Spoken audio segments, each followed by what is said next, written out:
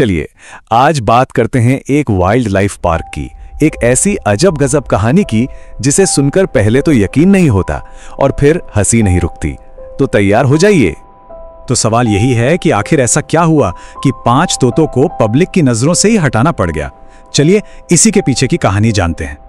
तो हुआ यूं कि ये कहानी शुरू होती है क्वारंटाइन के दौरान। 5 अफ्रीकन ग्रे तोते जिन्हें अलग अलग ओनर्स ने पार्क को डोनेट किया था, उन्हें एक साथ एक ही कमरे में रखा गया था और बस यहीं से इनकी दोस्ती और एक बहुत ही कह सकते हैं खास आदत की शुरुआत हुई। तो मिलिए हमारी कहानी के स्टार्स से, बिली, एल्सी, एरिक, जेड और टाइसन। ये कोई सीधे साधे तोते नहीं थे, बल्कि ये तो एक पूरी गैंग थी, एक शरारती टोली। जी हाँ, गिनती में सिर्फ 5, लेकिन इन 5 ने मिलकर एक ऐसा ग्रुप बना लिया था जिसकी एक बहुत ही अनोखी पहचान बन गई थी, और वो थी गालियां देना। मजे की बात तो ये है कि इनकी इस आदत की जड़ें क्वारंटाइन में थीं।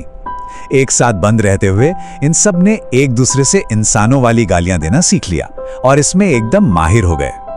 और फिर वो दिन आया जब क्वारंटाइन खत्म हुआ और इन तोतों को पार्क के बाकी तोतों के साथ पब्लिक के सामने लाया गया, और बस यहीं से असली तमाशा शुरू हो गया। उनका तो एक पूरा रूटीन सेट था। वो पार्क में आने वाले लोगों को देखते, उन्हें गालियां देते और फिर जैसे ही कोई दर्शक चौंकता, ये 5 के 5 एक साथ जोर जोर से हंसने लगते थे। मतलब एक दूसरे को और बढ़ावा देते थे कि और दो। और माहौल ऐसा था कि पूछिए मत। एक तरफ तो पार्क में आए लोग ये नजारा देखकर हंस हंस के लोटपोट हो रहे थे, उन्हें ये बहुत मजेदार लग रहा था। वहीं दूसरी तरफ पार्क के स्टाफ के तो होश उड़े हुए थे, उनके लिए ये बहुत बड़ी चिंता की बात थी। अब पार्क मैनेजमेंट के सामने एक बहुत अजीब सी मुसीबत खड़ी हो गई थी। उन्हें समझ ही नहीं आ रहा था कि इस सिचुएशन को हैंडल कैसे करें। तो देखिए, असली दिक्कत ये थी कि पार्क में सिर्फ ये 5 तोते नहीं थे, वहां पर कुल 200 तोतों का एक बहुत बड़ा झुंड था।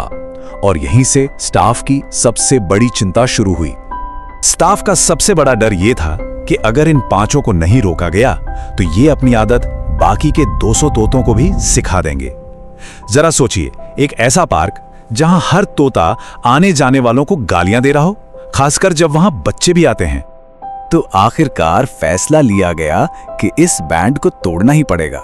इन 5 दोस्तों को अलग अलग करके पार्क के दूसरे हिस्सों में भेज दिया गया ताकि इनकी संगत का असर बाकियों पर न पड़े। तो इस पूरी मजेदार कहानी से हमें क्या पता चलता है? मतलब ये सिर्फ एक मजाक नहीं है, ये घटना इन पक्षियों के सीखने की क्षमता और उनके सोशल बिहेवियर के बारे में बहुत कुछ बताती है। और अंत में ये एक लाइन शायद सब कुछ कह देती है। ऐसा लगता है मानो इन तोतों को अच्छी तरह पता था कि वो क्या कर रहे हैं और हंगामा कैसे खड़ा करना है। अब सवाल ये उठता है कि क्या ये सिर्फ नकल कर रहे थे या सच में शरारत करने का इरादा था?